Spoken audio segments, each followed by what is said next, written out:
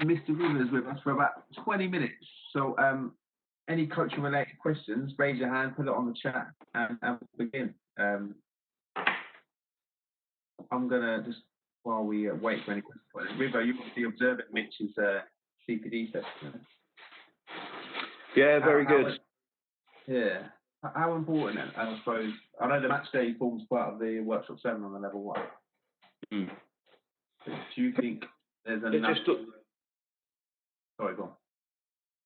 They're just very similar messages that we kind of relay as a tutor workforce, really. And again, some of the things that Mitch was talking about just look totally different to when you and I and many of the coaches on here listening would have been exposed to. Yeah.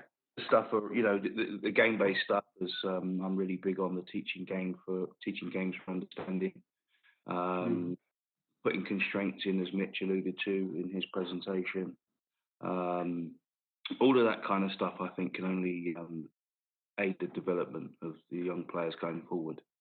And I think, the shift for me was probably around about 2011, 2012, that kind of mark really with the inception of the England DNA. I think that was really, if you look back, whether it was coincidental or not, I don't know, but that was probably the start of things. Tom Hartley made a good point, those that listened in last night, it'd be interested in maybe 10 years' time to see on the FA level 1, when we asked the learners on that first day to put on a session, what that first session might look like. Because at the minute, naturally, we go and learn behaviours. So I'll put on a session that my coach taught me, which may have been a constant practice, very drill-based. And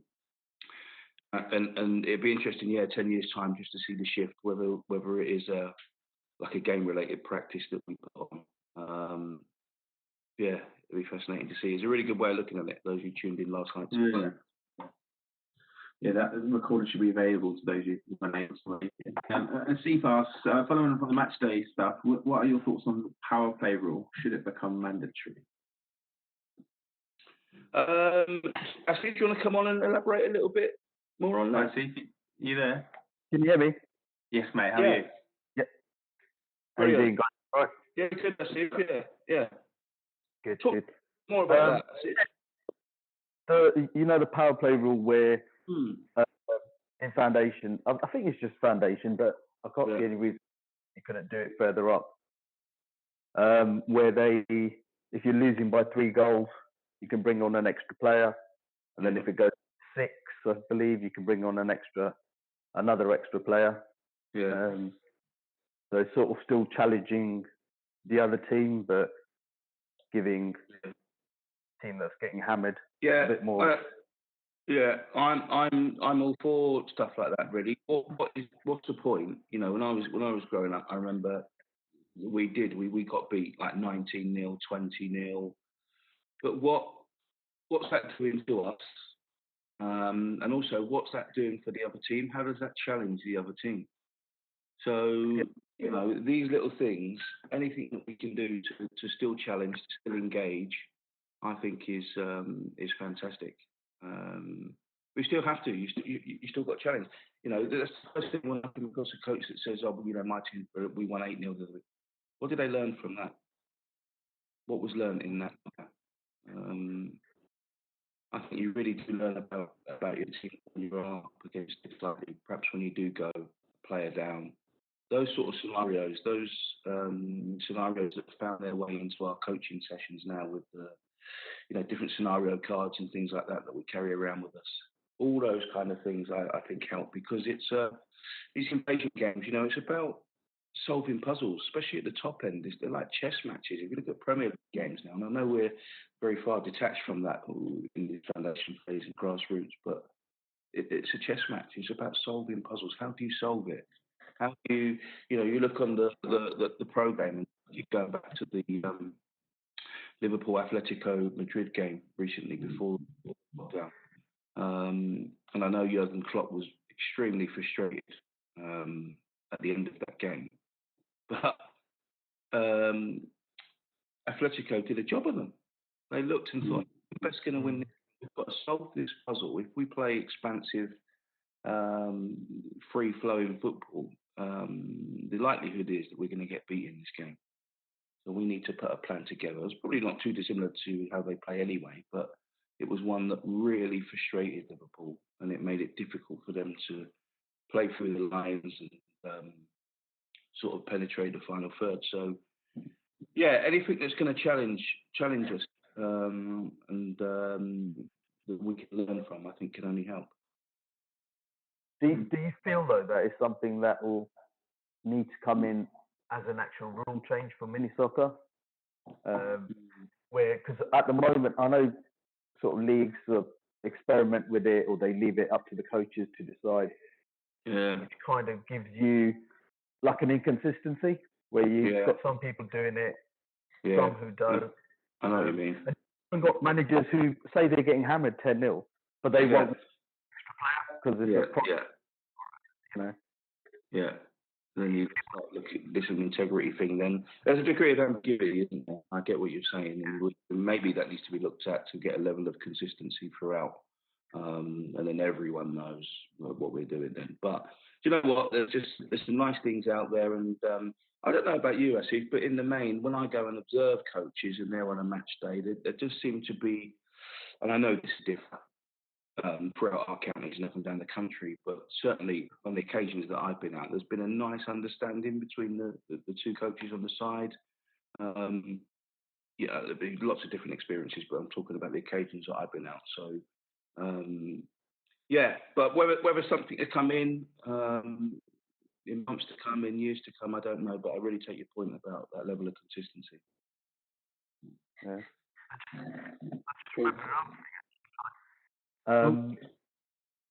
Hello, you still there? Yeah, mate, you go for it. In the county, have we got any leagues where, so you know, like for under 8, for example, sorry, under 9, they play 7-a-side. So actually, you can play up to 7-a-side. Have we got any leagues where they still carry on 5-a-side, or you know? I'm really not sure, Steve. I do apologise. I can certainly find out for you and let you know. No, yeah, I was just curious about. So that may not be for all players. Still prefer that 5-side environment, and it's a really good point. So yeah, I'm not too sure, but something I can find out. But it's offering that as an alternative for those, as you say, who's comfortable with that 5-a-side method and not want to increase to the 7s. At what age group do you coach, Jesse? So I do 18s, 9s, and 7s. Oh, wow, great mix. How do you find the younger age groups? Are they, or do you say you got 9, so they've just gone to 7s, have they? Yeah, so under 7s, our first season this year. And yeah, it's nice. I like that age where you're just basically trying to put on a game for them, and they're going out and doing what they do. So, yeah. Different to the 18s, is it? Oh yeah, yeah. Cool, mate. Let me find out for you. I'll get back to you. Cool. Thanks, Asif. Yeah. Cheers. As always, got a question. Rich, Jay, I just. Oh, sorry. Before you go to go on. Yeah. Jay put a question up and it just disappeared. Something around about confidence. I don't know if we can get Jay on. Yeah. So we'll get both of them on. Let's do that. So Bjorn asks, what age do you start to think about more? Sorry, what age do you start to think more about players in more set positions? Just going into the 13s and 11-a-side next season. I know it's early for some yet, but do I have some players who enjoy certain positions more? When moving into other positions to develop, can't talk this morning. To develop, do they sometimes lose confidence? And Jay says, Bjorn, how do they lose confidence specifically? Oh, okay. Let's get them both on. Okay. Yeah, how you doing? You all right? Hi guys, how you doing? I'm good. So you just want to elaborate, and I'll get Jay then after as well. So me to elaborate, yeah? Yes, please, mate. Yes, don't mind. Yeah, no, just we're going to under 11-a-side next year, and they some kids just want some kids you ask them where do you want to play, and they're like, I don't mind, I'll play anywhere. And some kids are like, no, I want to be the striker, and that's all the way through. And I've been coaching this team for 4 or 5 years now, and you try and move them into different positions, and you try it for a few games, and you can just generally see their whole, their body shape and everything just changes, and they just lose complete interest. Even if you set them little challenges and say, some boys don't want to tackle, for example. They're scared to tackle in defence if you move them from up front. And you just set them a challenge, maybe, can you just do 2 tackles a half or a match or stuff like that. But they just still don't, and I've got one kid, for example, and he's so scared to tackle. He's a great striker. He's one of the best finishers I've got, and I've tried to move him into defence to try and get his confidence in tackling, and it's now 2 or 3 years down the line, and he's still the same character. So it's just, when do you start to not pigeonhole them, but start to develop them in a set positions, whether it's a centre half, or whether it's a central midfielder, or so I just want to get your opinions on that, really. That's great. Thanks, Phil, for elaborating. Jay, you there, mate? Yeah, I'm here. Hello. Hello. So that's of course a question around how they lose their confidence specifically. Have you had any experience in that? Yeah, so no, it was just a case of how do you know it's actually confidence? I didn't know if he'd actually asked them about it, and they specifically said, I don't feel confident in this position, or whatever. Is it motivation? Because obviously you can do different things to affect different parts. So it might be the motivation is going to be completely different to confidence in what you do. Does that make sense as a coach? So sometimes finding out exactly what it is with the player. So it might be, they might say, no, I'm completely lacking in confidence. So then, like you've just said, Bjorn, you set tiny achievable goals for little, kind of micromanage the match for them, or different sectors. So it might be in the next 5 minutes, can you just mark a player once, or whatever it may be? That should be really achievable and easy, and it builds their confidence. Whereas if it's motivation, you might do something slightly different. Yeah.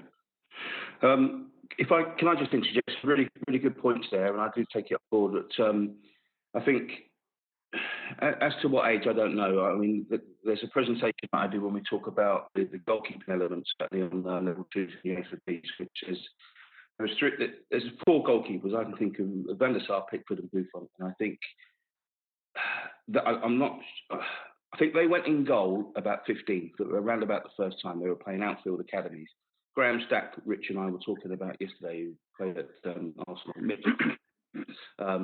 played on field for Arsenal's academy until 12, 13, I think he first went in goal.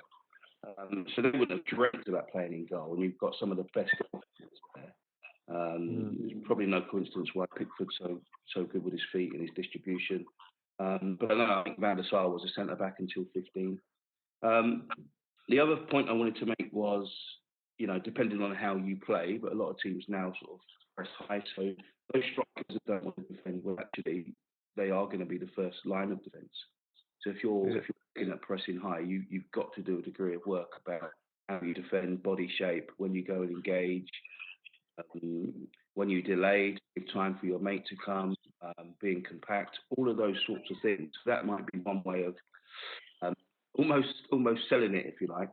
And then the third thing, which I love, is this idea of snake football. I don't know if you've ever done that in your training sessions. So if you imagine that you set your team up, however they play, let's just say, for argument's sake, 11-a-side or 4-4-2. But you can actually, after every 5 minutes, you snake them round the position.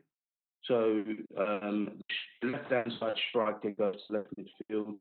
The left midfielder goes to left back goes to centre back, that centre back goes to the other centre back, that centre back goes to right back, and you keep snaking them around till they have a go at every single position.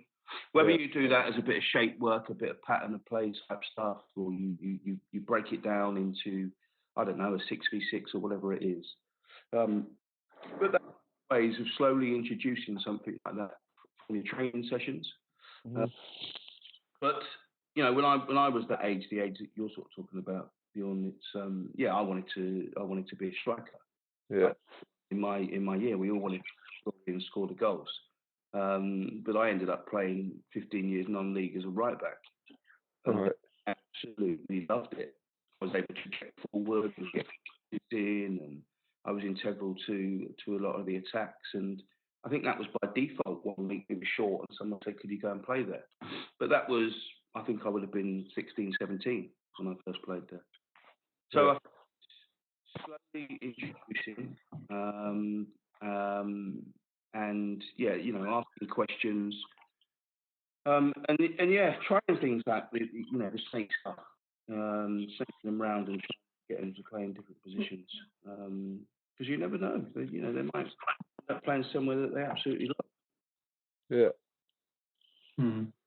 And as he just added there, River, that he went to a CPD event last year with England under 19s goalkeeping coach. He's everything they need to from the age of 15, 16. Said they should work on the rest of the game before then. So it's definitely, and Edison, I think, is a modern day example as well. I think he was left back or something like that before he went into his teens. In the late 90s, Ajax held a trial for goalkeepers over the course of the weekend, and no one went in goal until the Sunday. The players arrived on the Friday, spent all day doing sort of five-a-sides and things like that, and not one of the players put gloves on until the Sunday, which I found interesting. Another example was Emerson the other night. He said that he was a striker, and then I think it was at Grassroots, wasn't it? Like 13, 14. He tried the centre back, and then he's made a professional career out of that. Yeah, and I think it's really good. I think the last thing for me is that this would be maybe looking at your team, deciding on how you play, maybe having some individual roles and responsibilities for the positions and not for the people. So you're almost depersonalizing that role and saying, right, this is the role of the number 2. So it might be like a Trent Alexander-Arnold. So that is an exciting role nowadays as a right back. So you're depersonalizing it. This is what we expect from that role. The 3 similar. What does our defensive midfielder do? The number 4, let's say, with usually conventional numbers. Well, I want them to front 2, and when we go forward, I want you to join in with the attacks. But when the goalkeeper's got it, can you go and show? Because it might be you that starts it off. So then, with your, everyone has a go playing in all those different roles. Got subs ready to come on. It's not. Can you go and play here? Well, actually, I don't like it there. It's can you go and play the role of the number 4? Because we've worked on the role of the number 4 all season. We all know roles and responsibilities in possession and out of possession. So actually, they should be quite comfortable with it. And the very last thing on this, because there's a really good point. Pete Sturgis talks about at the start of a session when you talk about right, who wants to be defenders. You could lose some there. When I'm that age, 9 or 10, and someone's going to be a defender, no. But if you want to, do you want to be attackers? And who wants to be counter-attackers? So a little spin on it, but also it becomes more attractive. Just a few things there, maybe to try out. It'd be interesting just to see how you get on. Look, it's not the players. You at that age, Rich, Asif, whoever it is. You know, we want to play somewhere where our idol plays, or somewhere where we're going to get most action. So maybe it's down to us to change the wording, or try things out in training, and use examples of players that have started in one position and gravitated to somewhere else. Yeah. And I hear that's good. I like the points about changing the wording and stuff like that. I mean, I've got a couple of players, like I said, one in particular, maybe 2, that don't want to tackle. So rather than when I speak to them about tackling, I try and word it differently and say, right, all I want you to do is block the person, you know, or jockey them, because they're scared to get physical contact. So it's a case of just be a terrier and don't let them get past you, you know. Yeah, and if you look at Barcelona, you know, look at the way I was lucky enough to see them firsthand at Wembley against Spurs, and I watched. They work on triggers, and Suarez and Messi were brilliant at sort of hunting together as a pair on a trigger when the ball went out to the full-back. Then they become defenders. They are defenders at that point to try and win the ball back. So it's trying to explain to them that they've got a really important integral role as that first line of defence. So it's important. And you look back at Chelsea in training. John Terry famously back and played. Used to go and play up front. And Drogba and players like that would go and play centre back to gain an appreciation of the roles and responsibilities of people playing in different positions. Yeah. And a role and appreciation of the different runs that people make. And an appreciation of then your teammates when it comes to a match day, the jobs that they've got to do. So, yeah, good luck with it. Yeah, cheers. Cool, but yeah, thanks for Bjorn, and Jay. Jay, good point as well, Jay. Yeah. Yeah. One more, Rivo? Yeah, go on, I'm all right. Zing says some of my club's coaches think that play matches gets more development than attending training. Does the game reflect the quality of training? I'm just going to get Zing on here. It's morning, evening, Zing. Hi. Hi, Zing. Morning, hi. How are you doing? Pretty good, Zing. Yeah, good. So you're about at your club? Yeah. Go on, sorry. Yeah. In my club, some coach, especially like my boss, he thinks that play games maybe get more balance and development for the kids. So maybe some parents can no sorry, some kids in my team doesn't only come play game, not attend training. Ah, okay. Yeah, I'm with So you. that's it's weird for me. Yeah. No, I understand. Do you know what? When I think back of when I used to attend, the first thing, like all the participants on here today, your players will say the same thing. Are we going to play a game? That's why in that foundation phase, 5 to 11, for me, it's so important, essential. Mitch was talking about it earlier.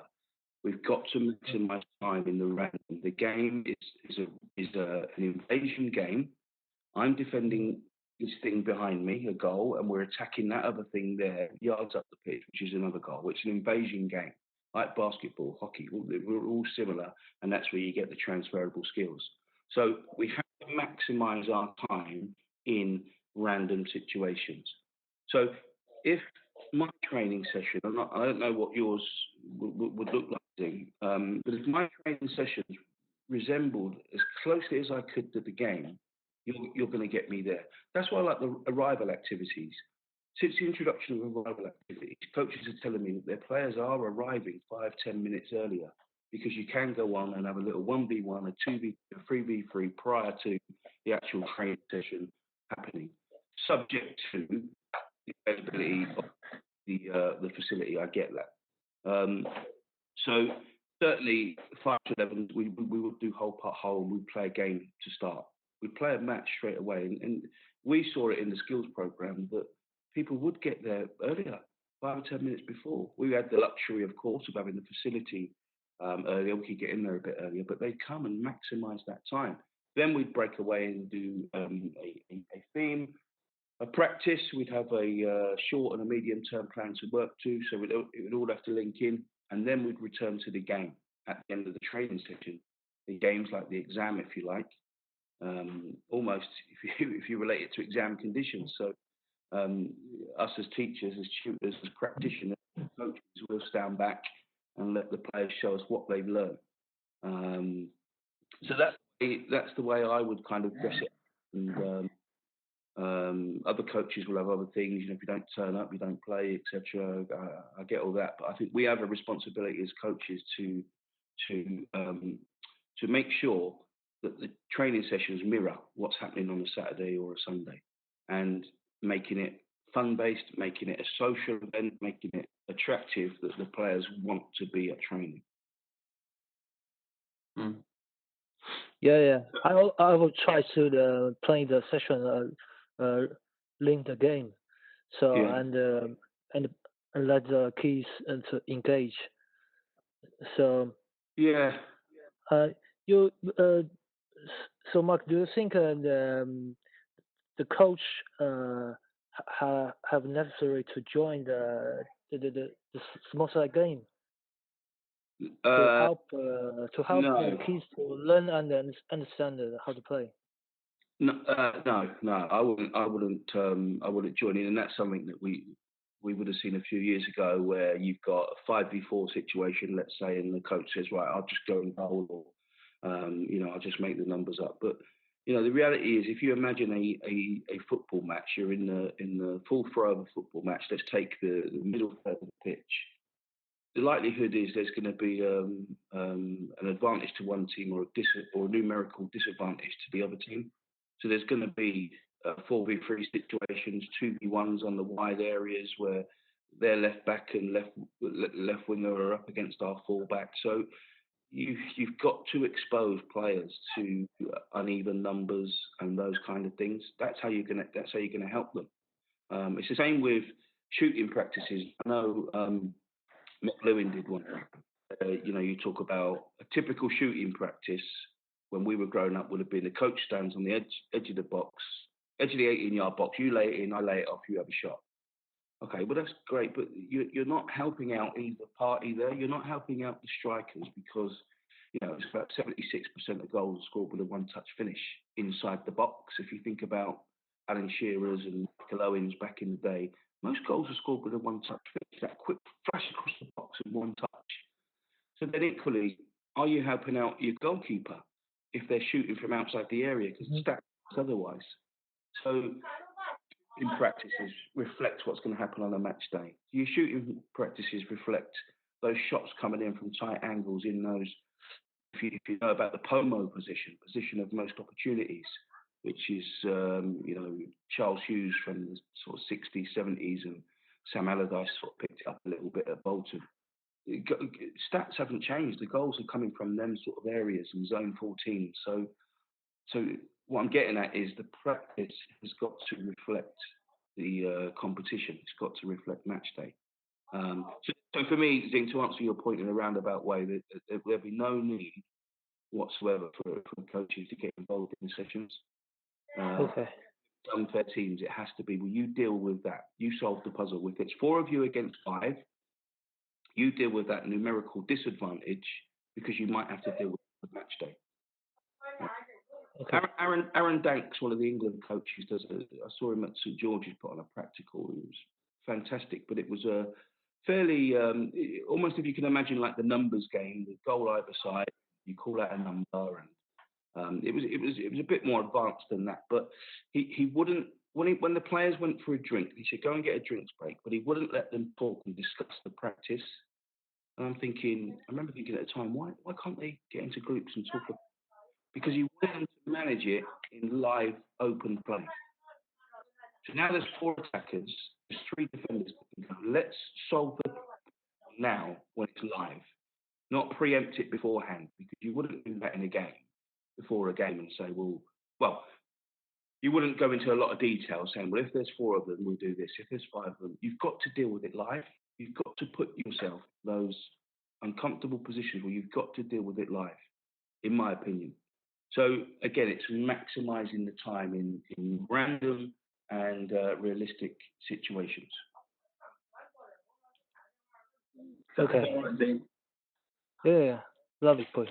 Thanks always for joining us. Asif says the game is what players come for. The priority has to be the game, or what else are we training for? Yeah, that's a really good point. You have to shoot now, mate. But I've got 5 minutes, Rich. I've got 5 minutes. Time. I like it. Yeah. I do.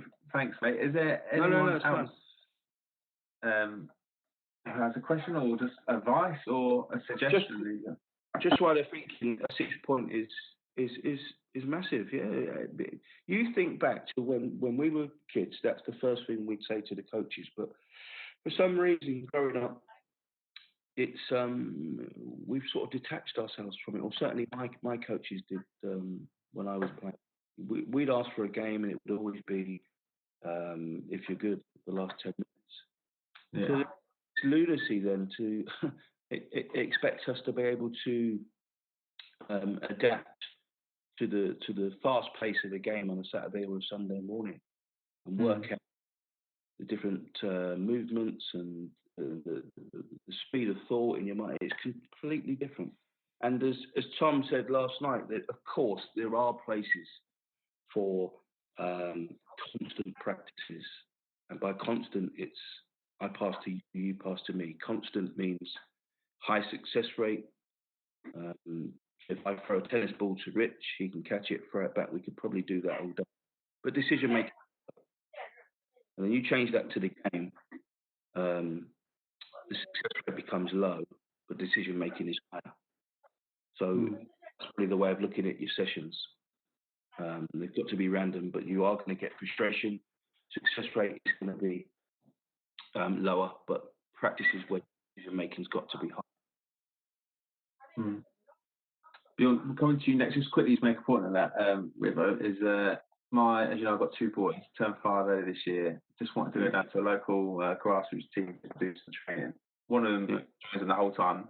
The other doesn't join in until the very end when there's a game. And the reason is he doesn't recognise it's football. He doesn't know I'm coming to play football. He doesn't recognise any of the bits before it as football, which I think is like quality in a way, like how he perceives it. Yeah. So, no, it's good. Right, Bjorn, coming to you next. Got your hand raised up. Been waiting patiently. Hello. Yeah. So just another question. So, what would you say is the best way to plan sessions for the season? Would you advise a set topic every 4 to 6 weeks with variations? Because obviously you don't want to change the theme weekly because kids just get confused. I've found over the years I've been coaching, if you change it too often, they just don't get it. So you have to have a set theme, but obviously don't make it boring and have variations. But I'm thinking about the first time this season to start planning what I want to do for the whole season, and then set the parents at under 13s expectations, saying, well, this is what we're going to be working on. So this is what you can be looking for in games from training to see if it's actually working, just so they don't say, well, why are you playing out from the back and losing the ball for a month and stuff like that. So I just wanted to feel what you thought the length you should do topics for. I think you've got it spot on, Bjorn, and exactly what you're saying. I listen to coaches, and you know what, and I think, would I be happy for my 12-year-old to play under them or be coached by them? And all the coaches that we have on that you're saying is for me is spot on, and I would be, Look, I've grown up in an era where I've got an hour session, so I want to cram as much information as I can into these players in an hour because I've only got them for an hour. So historically, I would have gone passing, shooting, dribbling, heading, all of that kind of stuff. Reality tells us it's too much. It's information overload.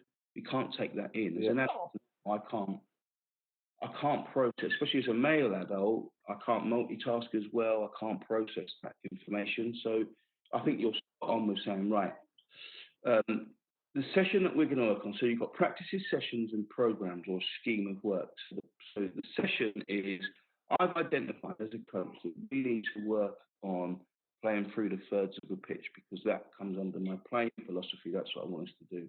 So I need to then, if I skip back one, my practices have to link into that overall session design or my learning outcome. So I might have 4 sessions in an hour that link in to that learning outcome of trying to play through the thirds. However, I do that.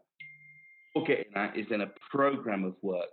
So it might be, let's say, right, 6 weeks, exactly what you said, 4 weeks to 6 weeks, let's say we're going to work on this. Let's say 4 weeks. Now, amongst that time, when you go from practice to competition, there might be something in the game that is just jumps out at you and you think, you know what, we need to have a look at this training. Because you can't, in my opinion, you can't waste a training opportunity to try and rectify and look at something. So you might actually put something on hold and then maybe return to it. But for me, if you're talking about having practices that link, so practices that link into that session, sessions that link into a program, to a scheme of work, and you're getting the parents in, I think you're onto a winner. And that's, we talked about yesterday, being vulnerable. You've got to get yourself vulnerable to try and learn. So vulnerability might come in the form of you sharing that or talking to the parents or meeting down the pub. I don't know. Yeah. But this is what, not just me, but my assistant, and we talk to the players, this is what we're working on. So we really appreciate your input, but can it link in to this? Can we all be pushing the same way, please? And when you come to training and you see us playing a game at the start, it's not just a game. There's reasons for it. And when you see us doing X, Y, and Z, there's reasons for it. So you get the buy-in. It's not just us against them. But what you're talking about is spot on for me. Yeah, I mean, because obviously you get some parents, and I've had it in the younger years. Luckily, my parents are great, but they start telling the kid to do a certain thing, and then the kid's like, well, my parents saying do this, and I'm like, well, you tell your dad to come and speak to me, and you tell your dad what we're working on in training, and then that might make him see sense. But I've never done that with the parents where I've told them already at the start of the season, this is what we're working on, whereas I'm going to do that this year. So. But, do you know what, Bjorn? And these are the positives that come out of this global pandemic that we're in. We've got time to reflect now, and I'm just astounded by all the coaches that have participated on here, and you've been to many, and it's just lovely to hear some of the things that are coming out. And I'm quite excited as a coach developer to get out and get doing the in-situ visits so I can watch stuff, because we're talking some brilliant things here. Well, to be fair, follow me like watching these. I follow you guys on Twitter, and then I don't have the notifications on because obviously you get quite a few of them. But I've put it on there now because I missed the one this morning. I turned in late. Mitch's one. Yeah. But from this, I then started listening to the podcast, and I listened to the one with Mick Lewin because Mick Lewin lives in Ascot near me, so I know him. So I listened to his. Then I listened to one about. It was a chap talking about the goldfish. That chap, at Reading. Oh wow, Jason. So I listened to that one. So then yesterday I've now set up our own Q&A. So Jamie Tompkins, who's the Ascot first team manager. So I'm at Ascot with him as one of his coaches. I've set up a Q&A next Thursday, and I'm inviting all the Ascot coaches to come to the Q&A. Wow. On a Zoom call. And just see, and just we're going to fire questions at Jamie like we're doing with you, and just see what it comes out of. And I think it would be great. And I'm really enjoying it. So really appreciate the ideas. It's great. No, I think that's absolutely brilliant. And it just if you listen to the podcast, if you listen to the guys that Rich has got in, we're all sort of singing from the same hymn sheet, if you like. All the messages are the same. We might sort of dress them up in a different way, but I think they're all the same. And there's not one I haven't listened to that I haven't taken something out of, which is good. Yeah. My problem, and this is another question. Sorry to jump in here. No, fine. Is I sometimes as a coach think, am I doing it the right way? When someone else who I'm listening to gives me another idea, I'm thinking, well, is that the right way? Do you know what I mean? And I'm constantly thinking, should I like Mick was talking about? He's not a coach that has loads of cones out because he likes to play the game and be game related. But I'm a coach that has to. I do have a lot of cones out, so I'm thinking, do I not put my cones out, or do I put my cones out? And I was thinking the reason I have loads of cones out is because it's easy for me to organise and plan. Do you know what I mean? Yeah. So it's just like who's right, who's wrong. No, I think football's very subjective anyway, isn't it? You can. Rich talked about the Messi versus Ronaldo debate. If we had the debate on here, 5 would say Messi's the best player in the world, 5 would say Ronaldo. I think ultimately it's what, forget ourselves in this. It's what benefits our players. What Mick would be talking about is really stripping it back and simplifying it, because we I suppose we have a bias towards like a game-based way of coaching. So it's got to try and replicate the game as much as we can. So there would be fewer cones on the pitch. But it's whatever works for you, Bjorn. Really. Yeah, of course. Because we've just started, down at Ascot, we've got a brand new 3G and stuff now, and we've got equipment. It's quality down there. Yeah, and we've now got a load of mannequins and stuff. So for the first time this season, I got some mannequins out for the boys and did a shooting session with the Ascot first team striker, Ian Davis, who was top goal scorer, and he and the boys loved the mannequins. Do you know what I mean? They were just like, how good, and we had 4 mannequins as if they were defenders that take a touch out and then strike on goal, and they loved that. Yeah.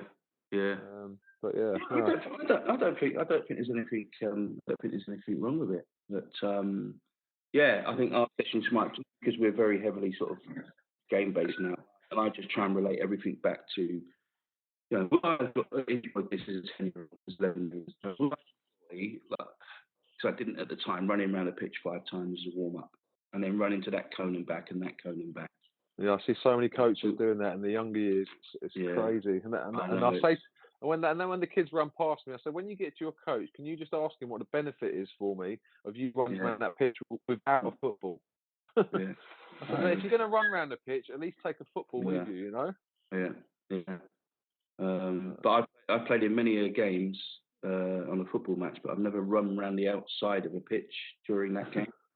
You know, it's very anaerobic and your movements are, that's why Mitch was talking about earlier. I know you missed it, but the best tag games as warm-ups is hugely beneficial. You think about a tag game where you've got to get from this side to that side, and the lateral movements, your bending knees, your bulldog, dodging, catching tails. I do with the under 10 girls all the time. They love it. You've got it. Absolutely love it.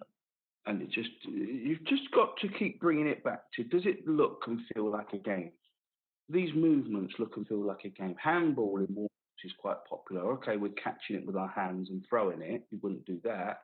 But if you take the catching away, those movements replicate a situation.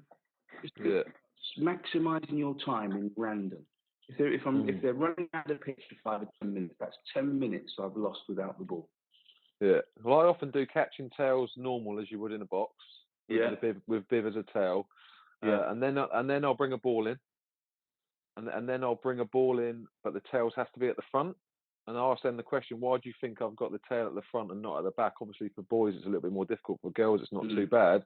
But because I want them to shield the ball. Yeah. You know, shield the ball, and they have to get the tail from the front. So if they're shielding the ball, then they're turning and working on the shielding, and it works. There's no point in the tail being at the back, is there? Yeah, there's lots of different ways, but it sounds like, and I know we've had a few coaches on from Ascot.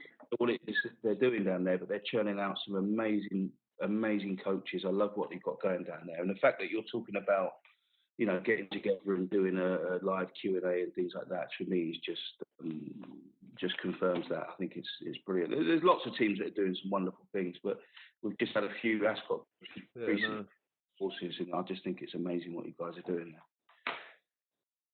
Yeah, I appreciate that. Thank you. Thank you.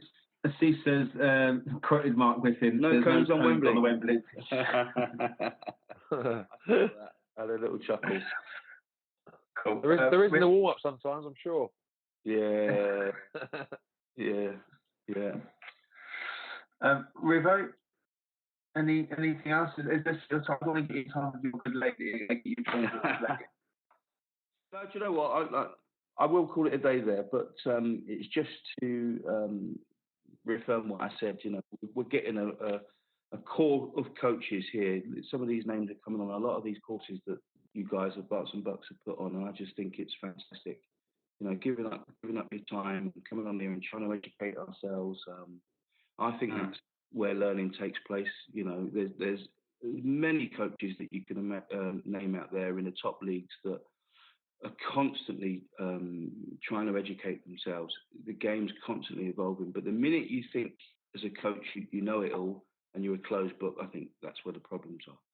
But it's testament to everyone that's come on these courses, that listen to the podcast, and also say that, you know, we don't know everything. The amount I've learned from these webinars is amazing.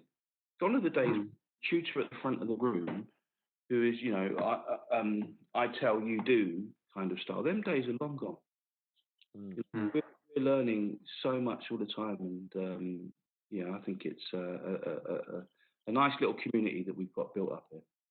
Absolutely, and I thank everyone for coming today and all the previous 14 sessions that we've held. So quickly the time since we've been starting this, but we've got some more coming up on Tuesday.